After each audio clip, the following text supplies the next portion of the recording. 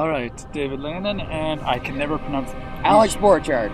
Great. And at least I didn't say it Frenchly this time. Yeah, no. German, not French. Right. Well, I'm sorry. It's pronounced it's spelled with an S-C-H. You gotta forgive me for saying Bouchard. No. Not French. Borchardt.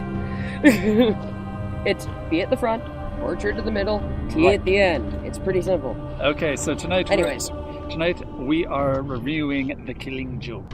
Yeah, it was a really new animated movie from DC, and they did a great job. They really did. I thought it was like based on an Alan Moore graphic novel, Alan Moore, David Gibbons. Yeah, it is based on the original comic book. It looked like they had a different name in their credits. I don't know. So the main part of the movie was pretty much word for word. Did we say spoiler free or spoiler whatever? No, you said full spoilers. We're going all out here. Yeah, that's right. Because after 20 years, if you haven't read it by now, you're too late. Although I will say they did add that piece on the beginning. Yes. What was that 10-15 minute addition to the beginning? Yeah, but that was. Are you talking about the little snippet that they did? That was more the background. Oh, you're talking about the actual movie. Okay. Let's. Yeah, no. Because I was thought you were talking about the little. We got this little extra bit that was like behind the scenes stuff. So we got to see Mark Hamill talking. No, I'm not going to count that as the beginning on this. That to me is just an extra documentary. Okay, fine then. We won't talk about Mark Hamill giving it excellent reviews before we even saw the movie. Well, because that's what he was doing. He really was. Well, they played the documentary before and at the end. No, I was just talking about all the animation stuff. Okay, then we'll go right back to the start of the movie then. Yeah, no, I liked that Batgirl story better than the Killing Joke story, but that's just an Alan Moore writing thing for me. Okay. I mean, it's like reading The Watchmen. The first 4 or 5 chapters are kind of boring and dry until they get into Rorschach's backstory. Then, to me, it was gripping. It's just Alan Moore to me. Okay. It's like the actual Killing Joke itself. It's got really good ideas, but there's no heart and soul to the actual scenes in it. This animation, to me, I think it was more paint by the numbers. It was a literal translation of Alan Moore's stuff. Well, they did throw in a little bit of extra stuff here and there that wasn't in the original. Which is why I loved that beginning with Batgirl. Yes. I mean, they have turned it more into, instead of, like, this movie is more the Batgirl story of how she, becomes Oracle. But they did throw in the stuff that they were supposed to of the origin and of the backstory that they made up for the Joker, which is, standard stuff. Backstory that they made up for the Joker? Well, before The Killing Joke, they didn't actually have an ending for Joker. That was in the Killing Joke. I know. That's why The Killing Joke is so wonderful, is because they finally explained some of his backstory, and we get to see how tortured he was and how wonderful he was at one time before he turns into an absolute psycho. But that was in the graphic novel, and to me, that was just paint by the numbers. I didn't feel any of the heart and soul, but I didn't feel any of the heart and soul in that original graphic novel, but it was still all a good idea. Mm-hmm. I like the Barbara Gordon stuff more than the main movie part. Okay. But it was still good. I just felt more heart and soul in that. Well, they tried to stay faithful as they could with the original storyline. They did. I mean, your paint by numbers is quite true, but the paint by numbers that they did was actually pretty beautiful. I mean, the way you see Gordon just completely break down and dissolve as a human being. I mean, with the way that they did it in the comic book, you really felt his pain. The way that they did it here, when I watched that scene again with the movement and the commentary and everything, it became overwhelming. Like, I mean, if I was put into that fatherly position, I'd probably go a little nuts too. But instead, he kept this cool, and he was pretty awesome about it, and that's why Commissioner Gordon is an awesome character the way he is. To me, I think it should have had some impact. It's like when Batman opens up the cage and lets him out, all we had was pure quiet. I didn't really feel the quiet, and he gets up and he tells Batman to bring him in by the book. I didn't feel any emotional impact to that. But that's just me. I mean, I would have liked something that would have maybe had him take it in or something. It's like, did we have him crying, sobbing? Did we have him gripping Batman's shoulders in desperation? Did we have anything emotional like that?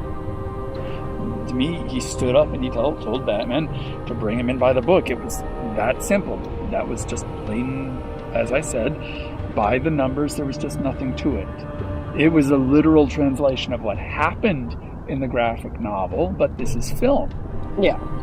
And that's why I just didn't feel the emotional connectiveness to it. Okay. You're right, though, it was good. Yeah. For me, though, when I was watching it, between reading it and watching it, when watching it this time, it felt a little different because Commissioner Gordon at that time is so broken. I mean, you don't really expect him to do too much. He's literally there naked, and that's it. So what is he supposed to do other than tell Batman to... He could have gone off the rails completely and said beat him to a pulp. We're going to have to be careful because the battery is running low. But... Oh, no! Sorry, whatever. Low battery? But no, even I suggested we could have had a small little gesture, such as gripping his shoulder, just to show the emotion hidden underneath. He doesn't need to make any huge speeches or anything. No. But it's just subtle details, even camera placement. I mean... Well, it is still, as much as they're trying to make it a dark and disturbing storyline, which it is, it did seriously try to stay above the PG-13 level. So there were certain things they couldn't really show as much as they should have. How much his body really was tortured from all the stuff they did to him. They didn't show any of that. Whereas in the comic, he was broken, beaten, his face was messed up, like you seriously saw the pain and punishment that Joker put him through to get him to that broken state of naked in a jail cell. I don't know. I just don't think there's as much skill on execution. I think they're just following through the motions. When they were doing that beginning, though, I think they were doing a better job. Maybe they were afraid to break from the graphic novel too much. Well, if they do that, then they alienate the original fans that read the book and loved it so much and made it such a coveted story for the rest of, Batman lore. I mean, without that story, there was a lot of progression for each one of those characters. In the movie, I believe they changed some of the motives, but, you still have the standard hits that, Commissioner Gordon got taken, the avenging of Batgirl. It was almost like they were following the script. They were almost saying word for word things in a lot of scenes. Very close. Oh, absolutely, because they did want to make it authentic for the fans. If they change it too much from those key poignant moments, you get lost. You would see, if there wasn't that moment with him and the glass talking about crime, it just wouldn't end the sentence the same way. It wouldn't end, it wouldn't end the scene as properly as it did. I kind of disagree. It really felt like they were held back. But, oh well. It was still good. I can still enjoy the beginning. I think they needed a better transition in the credits for Barbara's final scene. Okay, yeah, that was a bit of a... It's like she rolled into her apartment out of nowhere, and she was a bit too happy considering what she was coming out of. Well, it depends how far. They did jump around a lot. They did show different timelines and different time periods, so it's not known how far they jumped into the future for that little snippet at the end. She had to take time to set up her apartment. She had to take time to set up the computers. She had to take time to get used to her wheelchair, learn racket or handball, learn lacrosse or whatever she was playing. So, although she did say in the before part when she was still Batgirl that her dad was setting cameras up all over the city, so she was already starting to be Oracle. Yeah, before it got forced on her. And she did say that she had given up being Batgirl at the end of that point. So yeah, and they do show her giving, literally handing over the mantle once again back to Bruce. So that wasn't too bad. That was an excellent point. So your complaint about her being depicted in a wheelchair and not going out doing martial arts is kind of null and void because she had already given that up. Oh, hell no! No, no, no, no, no, no, no. She had the Okay, wait a minute. We're going to go back to my personal... I got a problem with this, and this is only me, nobody else. 1, you have 10 plus years of martial arts under your belt, and you choose to sit in a dark room. She already chose that at the beginning of the movie. Okay then, but come on. You want to play lacrosse, you want to do handball, you're kidding me that you don't walk out to some gym and not look at that punching bag and go, damn it, I can put my fist through you for no good reason. Come on, you're a martial artist at heart. And here's the thing that maybe she did, but they didn't show any psychological translation for that.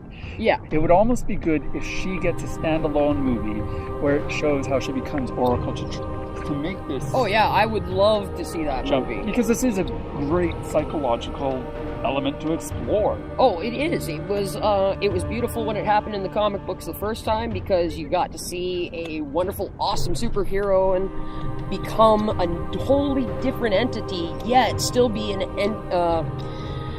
important part to not only Batman, but to the Birds of Prey and the rest of those beautiful, wonderful storylines that she got involved with.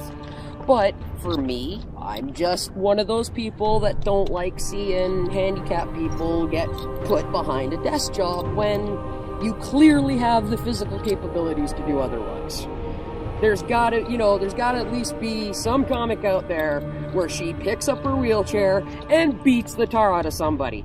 And I will challenge people, please find me that comic and I will read it. Put it in the comments somewhere and I'll gladly find it. But yeah, that's what my whole point. You know, you're gonna get stuck in a wheelchair, you might as well hit somebody over the head with it, right? And she's been Oracle for over 20 years. Yeah, there is some balancing that kind of needs to happen. Come on, you can't just sit there and not be a little pissed that some asshole put you in a wheelchair for the rest of your life. Vengeance does happen. I just don't know where, when, or how, but I want to see that comic, video, or whatever. So you've now been given a mission. Yeah, exactly. Go find it. Absolutely. Enlighten me to the plight of Oracle, because I want to see her punch through a wall like I know she can. Oh, and bonus points if you recognize the jacket he's wearing. Yeah, absolutely. We'll just show that off. Ah-cha-cha. Ah-cha-cha. Left hand of awesomeness. Yeah, if you guys can recognize the jacket, then you get bonus points for that one too. Because personally, that's my favorite. And this is where his review is coming from. Now you can condemn him. Yeah, absolutely. Yeah, I don't mind being condemned. Alright, so anything else we got to say about this? No, I mean, it's really still a great movie. You should definitely get your hands on it, go to see it. We saw it in the theater and it was excellent up on the big screen. We love Kevin Conroy and Mark Hamill again. Oh, reprising their voices was just like falling into a nice warm cradle. You know, you're just getting lulled to sleep with their voices of awesomeness. And then you've got Tara Strong. I was surprised. I thought she was playing Harley Quinn. It would have been interesting to see her as Harley Quinn in this. Yeah, but Harley Quinn never really showed up very much in the original Killing Joke. I mean, the character was created in the animated series. She didn't exist in the Killing Joke. Exactly. So this is clearly a prequel to any of that. So therefore, Tara Strong could play whatever character she wanted before that period. Yeah, but it would have really spiced things up in it. Well, then no. Okay, I agree with you. It would spice it up, and yes, I would like to see Harley. But then you'd have all the other critics going, why couldn't you be more stranger to the regular show? I can't stand that you changed the comic book storyline, and you ruined my childhood. I don't like the ruin the childhood argument. It's become so cliche. I know, that's the whole point. No, people should be able to complain without having childhood brought up. Nobody trash talks people when they dramatically change Shakespeare. I'm not sure. I was never able to sit through that Leonardo DiCaprio piece of wonderfulness. No, it's like, if it's anything from old or long ago, any other form of theater, people are allowed to make criticisms about it anytime a change comes along. But if it's anything from the 80s or whatever that we grew up with, they pull the childhood argument, which is really pathetic. Well, yeah, it can't ruin your childhood because guess what? You've already lived through your childhood. It can't ruin anything. And a lot of the only thing that can ruin your childhood is bad parents. Yes, that is true. So, okay, we've covered it. Oh yeah, we pretty much covered it all in a nice, perfect little square of pretty cool. Yeah. I mean, everything gets done pretty nicely. It's a little disturbing, I will admit. But that's the way the story goes. They still have blood in it. Oh, there's blood in it. There's not too many guts, but there's a few straight brain shots. There's a few guys that just stand there for a second, they're talking, and then done. There's one shot in it where it's like, did Batgirl snap some guy's neck? Oh, yeah, I remember that. Yeah. There's a question. There is a question. It's a nice move, but did she put somebody in a wheelchair? I would actually like to see that. The side of the sidekicks. How much damage they go through when the regular heroes or villains get off scot-free. I mean, did she put somebody in a wheelchair, or are they permanently dead? Wait a minute. She tried the same move on Batman and merely knocked him unconscious enough to, Well, I did say it, that if he didn't say yes, isn't that technically rape? Well, he didn't say anything. Instead, he put his hands around. He got a little grabby. I'll call that a yes. Okay. A non-verbal, intentional... Okay, fine then. So I'll give that as a yes. All right? He didn't come out and say it, but he's a strong silent. He got flipped on his damn head on the concrete and had a concussion. He didn't know what he was saying. Yes, she did the exact same move to the guy that she nearly broke his neck on. No, she jumped in the air, grabbed him with the legs, and flipped him right over. If she had stayed there, half the job would have already been done. But no, she hops back and tries to seduce him even more. Be careful. There are kids out here. Don't say it. I said seduce. I said anything wrong. Yeah. I said seduce. Right. Okay, well, she's the one person that actually managed to take out Batman. Well, I'd have to go back and do some reading on that one because take out. Well, didn't Talia kind of do a little, jobby with the druggies and get the whole Damien? Well, after she knocked him out, I assume so. Who instigated? I'm not really sure. I have to go back and read that again. One. Fact check. And besides, I'm going to give Batgirl props here. Oh yeah, definitely. It was, how do we say? It was best yoga class out there? Yeah, best yoga class out there. I don't know, sign me up. Yeah, right. All right. Oh, that was too much. So we're good? No, that's right.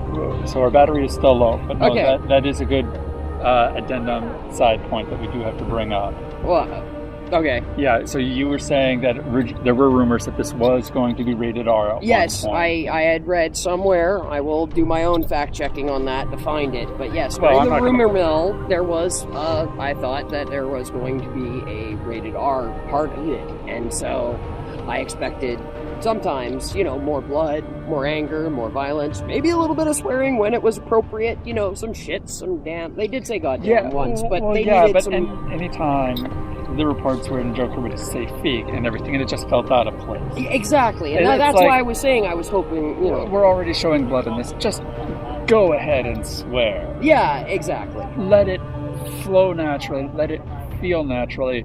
Because saying these other things fake, it's like, we know what you're trying to say. Yeah. You don't need to dumb it down. But anyways. But if they had gone that far, then of course we would have had to deal with the truth about what happens to Barbara. And I was just saying, I really don't want to actually see that because if we had seen Joker rape Barbara, it would have been like watching a snuff film. Yeah, it probably would have, but then again, you would have, when you got to see Gordon go through that final passage, you would have been emotionally crippled the same way he did. The movie makers said a few times that they didn't want you to leave feeling super down about this storyline. But that's what it is. That's true. Mean, but it's a horrific, it's a horrific moment. It's a horrific scene. It changed comic books for a long time after that, and so they didn't really dumb too much down for the movie. But if you change it to that rated R status, that's when it can become, far too graphic for too many people. Mm-hmm. So, I don't know how to put it exactly. Where is the soft R level where you're still allowed to say the F word once and everything else gets through, but you're still not allowed to go too over the top? Yeah. Because that would have been a nice medium maybe. Mm-hmm. I like to keep it in my mind that Joker roughed her up and just took pictures. I don't want the visual in my brain that he took it further. I understand that he's such a monster, he probably would have. There is no denying that. He is that much of a monster. That's why it's the most horrific story they ever wrote. So, you are not that type of monster. I am not that type of monster. But clearly there is something to be left to the imagination of some really twisted people out there. Yeah. I guess in the story we can have it that he is that monster and that actually was what he exposed to Gordon. Yeah. But then that, again, brings up my secondary point of there's a lot of rage when that shit happens, and I still want to see the storyline of where Oracle gets over that, because that's either a lot of therapy work or a lot of pissed off hours, and I want to either see both. and so when it brings out back to the point that when Batman let Gordon out of the cage, was that enough of an emotion for the audience to feel? Did you, given what Gordon probably saw? I didn't really feel that much of emotion coming out of Gordon. I don't think he had it yet, because you've been tortured for that long, you've been pulled out of a cage, your body is definitely in a state of This is shock. theater, this is drama. We, the audience, should feel something. Yeah, but for me, I already felt the despair that, he's standing right there and there's nothing he can do. So what does he tell Batman to do? At least bring him in by the book. He doesn't like it. You can hear it in his voice. I couldn't, not as much as what I should have. Okay, then, on that one, I tend to disagree on that one. I heard it. Like, he tried to keep himself, he was in total shock, tried to keep himself calm, because he's got no other choice at this point. Like, what's he gonna do?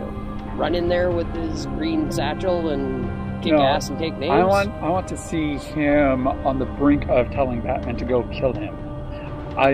If he's not questioning himself on that, then how far to the brink could he have been brought? I'm glad that he told Batman to do it by the book, but he wasn't brought that far to the edge. There was zero question about what his choice should have been. And so since there was no choice, there was no drama. It wasn't that hard for him to make the choice. Not that much emotion. But that's just me. We disagree, so okay. Yeah. No, I've got no problems with it. No, still, it's just, it depends on the way, I guess we'll go back, because since it was paint by the numbers, it was, I guess, the way Alan Moore felt about it and how his idea of a father reacting to the situation. Yeah, the way Alan Moore wrote it, the way David Gibbons drew it. Exactly. But I guess that's just one last thing that we had to cover. No, absolutely, because it was kind of a big issue, and after the fact, it was good enough. Oh, yeah. All right, so say farewell, Joker. Yes. Good one. I like that. What, we're having a joke off now? Sometimes you just go deeper. Anyways.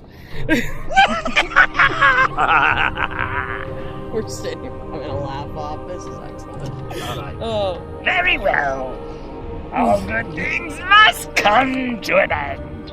Good one. I like that. Something like good that. When you're not in it. I thought you were a joker, you not just another clown. You wish, pal. Well, it seems there's only one legitimate clown here. The other's just a fool.